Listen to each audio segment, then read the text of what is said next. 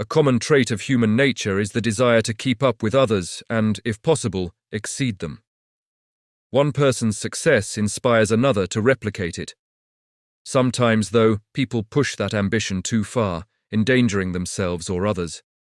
One example of this was Pánfilo de Narváez. He was supposed to lead Hernán Cortés's expedition, which led to the fall of the Aztecs. He attempted to confront Cortés at Veracruz but lost, becoming a prisoner and losing an eye in the process. After his imprisonment, he returned to Spain, intent on finding a way to better Cortés. While there, Emperor Charles V made him the governor for an area known as La Florida. This encompassed all the land between the Panuco River in northeast Mexico to modern-day Florida. He became convinced that there was a civilization close to modern-day Tampico, which was allegedly larger than the Aztecs. He thus dreamed of conquering it and proving his superiority over Cortés. Narváez's fleet departed Spain with approximately 600 men, which included Álvar Núñez Cabeza de Vaca as his second-in-command. After delays in Hispaniola and Cuba, which included the loss of ships to hurricanes, the expedition finally reached the west coast of Florida in April 1528, near present-day Tampa Bay. Misled by faulty maps and driven by urgency, Narváez made a fateful decision. He split his forces, sending the land party inland to search for gold and settlements, while the sea party sailed north to find a harbour and eventually rendezvous with the land contingent. The harbour did not exist, and the two groups were permanently separated. This tactical error doomed the expedition to fragmentation and isolation. The land party, numbering around 300 men, faced immediate and escalating challenges. The terrain was swampy and unfamiliar, food was scarce, and indigenous resistance was fierce. In addition, they encountered mosquitoes and alligators. The expedition moved slowly, suffering attrition from disease, starvation, predation, and skirmishes. After 3 months, the surviving Spanish, about 250 men, made their way to Mexico. They built 5 makeshift rafts that featured sails from their own clothes. Their horses' hides and hair also supplied building materials. They slaughtered the animals, acquiring food from their meat, and made canteens from their legs. They sailed their way west to reach some sort of semblance of civilization in Mexico. They would run low on food and water, so they had to make landfall for supplies. When they did, though, they encountered native resistance, so they were unable to adequately resupply. Storms would soon intervene, dispersing the boats. When they hit the mouth of the Mississippi River, the current pushed the makeshift rafts into open ocean, something they were not designed to do. Fortunately, though, a storm blew them back to the coast, and they ultimately made land. On November 6, 1528, the survivors, 48 in all, landed on an island off the coast of Texas, most likely San Luis near Galveston.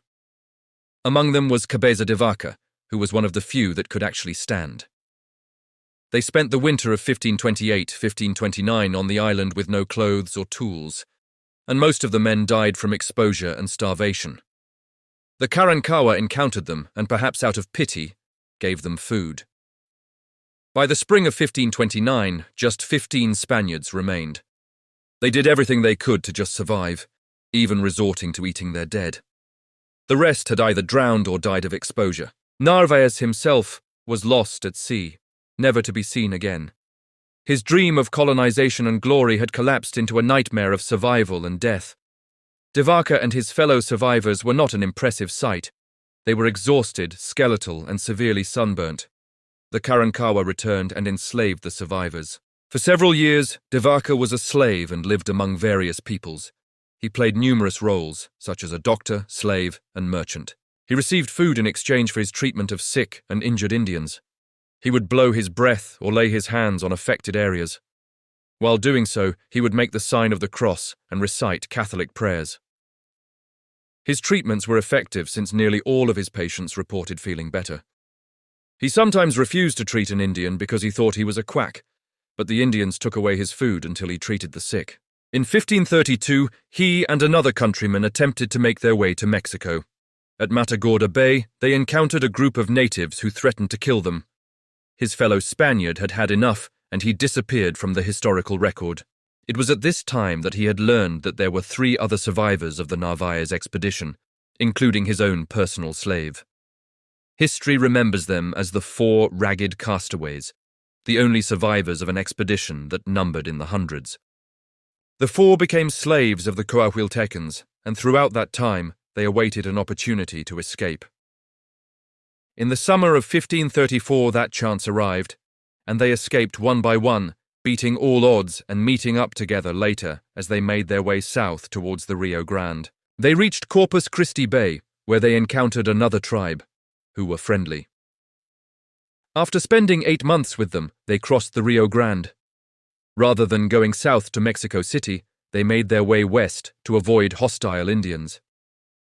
Along the way, de Vaca was able to remove an arrow from a man's chest which had lodged above the patient's heart. They made their way west, crossing in and out of Texas until they reached the Pacific Ocean. They moved down Mexico's western coast before making their way inland towards Mexico City. In July 1536, they were just outside of the Spanish capital. They had walked over 2,000 miles, all of which were without shoes. In his journeys, de Vaca learned Indian languages and developed a sympathy for Indians that was unusual among his fellow Europeans.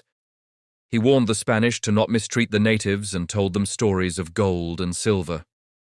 The Spanish only paid attention to the tales of riches, which would bring them north of the Rio Grande, exploring much of the American Southwest and Texas.